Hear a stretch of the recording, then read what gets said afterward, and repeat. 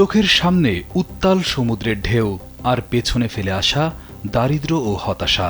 কেবল একটি সুন্দর ভবিষ্যতের আশায় জীবনের মায়া ত্যাগ করে ভূমধ্য সাগরের নোনা জলের সাঁতরে স্পেনের সেউতা সীমান্তে প্রবেশ করেছে প্রায় ৪৯,০০০ মানুষ।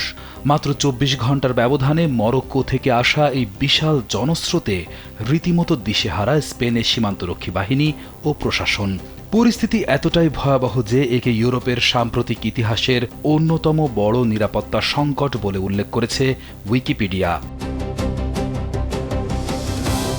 নারী, শিশু ও যুবকেরা জীবনের ঝুঁকি নিয়ে টায়ার ও রাবারের টিউবে ভেসে নিরাপত্তা ছাড়াই সাঁতার কেটে স্পেনের এই ছিটমহলে পৌঁছানোর চেষ্টা করছেন।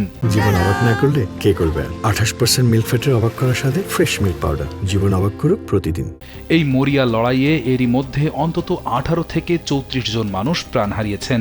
অনেকেই তীব্র স্রোতে ভেসে গেছেন অথবা তীরে পৌঁছানোর পর হুড়োহুড়িতে পদদলিত হয়ে মৃত্যুবরণ করেছেন। যারা তীরে পৌঁছাতে পেরেছেন তাদের চোখে মুখে সীমাহীন ক্লান্তি। হঠাৎ এই বিশাল ঢলের কারণে সেউতায় সৃষ্টি হয়েছে তীব্র মানবিক বিপর্যয়। সেউতার আঞ্চলিক সরকারের প্রেসিডেন্ট হুয়ান জেসুস ডিভাস জানিয়েছেন, শহরের আশ্রয় কেন্দ্রগুলোতে এখন তিল ধারণের ঠাঁই নেই। সবচেয়ে বেশি দুর্ভোগে পড়েছে অভিভাবকহীন শিশুরা। শিশুদের জন্য নির্ধারিত আশ্রয় কেন্দ্রগুলোতে ধারণ ক্ষমতার চেয়ে ২৪০০% বেশি মানুষ গাদাগাদি করে অবস্থান করছেন। জায়গা না পেয়ে হাজার হাজার মানুষ এখন খোলা আকাশের নিচে এবং রাস্তায় রাত কাটাচ্ছেন। হুয়ান জেসুস ভিভাস এই পরিস্থিতিকে জাতীয় মানবিক ও সামাজিক জরুরি অবস্থা হিসেবে ঘোষণা করে কেন্দ্রীয় সরকারের কাছে দ্রুত সাহায্য চেয়েছেন। বিশ্লেষকরা বলছেন, হঠাৎ এই নজিরবিহীন অনুপ্রবেশের পেছনে রয়েছে স্পেনের সুপ্রিম কোর্টের সাম্প্রতিক একটি যুগান্তকারী রায়।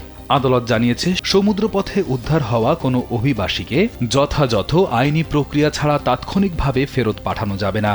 আর এই আইনি সুযোগটিকে কাজে লাগিয়েছে মানব পাচারকারী চক্রগুলো। তারা অভিবাসীদের প্ররোচিত করছে সমুদ্র সাঁতরে সেউটায় পৌঁছাতে, কারণ একবার স্পেনের জলসীমায় ঢুকতে পারলেই আর তাৎক্ষণিক বিতাড়নের ভয় থাকছে না।